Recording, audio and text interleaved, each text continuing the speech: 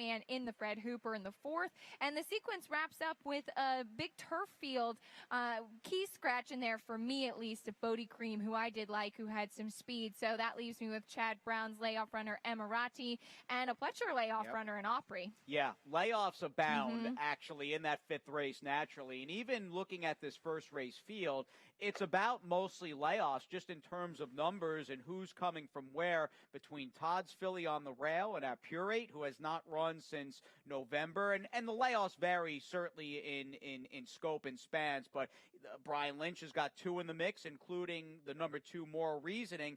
I know Seth Klarman has horses with Jorge Abreu, but this is the first horse I think I've seen with Klarovich Stables teaming up with Brian Lynch on the number 2 Moral Reasoning. I think this might be the first one at Gulfstream. I think I've seen one or a couple, maybe I think actually one tomorrow as well. But this one, she's been a little bit of a tricky filly in that she did break her maiden nicely at Aqueduct. We saw her in some stakes company back at the start of 2020, and then she's just never really been able to kind of get back to that form we saw towards the start of her career.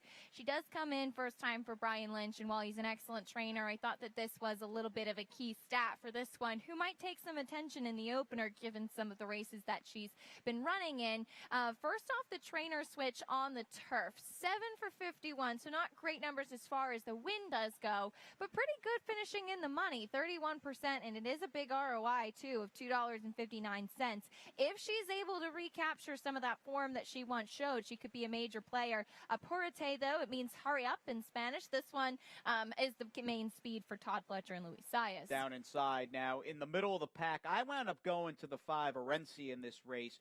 This is a big test for her. We're going to find out. Much tougher. Much tougher field stepping up. But from the figure to the fact that she just obliterated that crew, and it was her only race to this point going long on the turf. And I'm hoping going in, she's catching some horses off layoffs, and it just seemed like the version of Orencia we saw last time, I think, was better than any of her other races. And maybe she's just found a home routing on the turf. And that's my MO with her in the middle of the pack for trainer Brendan Walsh.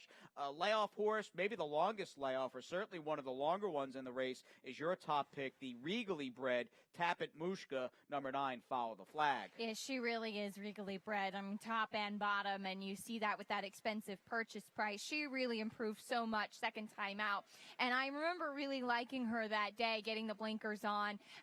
She comes back off of a layoff, that I know, but I'm hoping that she comes back sharply. She seems to be training really well up at Palmettos, reunites with John Velasquez today and keeping those blinkers on. She was just one that I just kept going back to, just always liking her and hoping I get a bit of a price in the opener. Brendan Walsh's other two, and Vividly, who's also off a layoff, and typically with these horses from this barn, I like to give them a race, but she definitely has a little bit of back class and having run against some solid races in Europe. Yeah, notice she's a former Judd Mott horse who is now first-time Brendan Walsh in this country and first race since last summer. We'll see how she does on this Gulfstream Park turf course. To the main we go, outside of the non-stakes today. I mean, it's basically turf allowance fields and two very nice-looking 3-year-old maiden special weights, and race 2 is the first of those 3-year-old maidens on the card at 1 mile and a 16th. You've got a situation where both the 3 American Law, who's come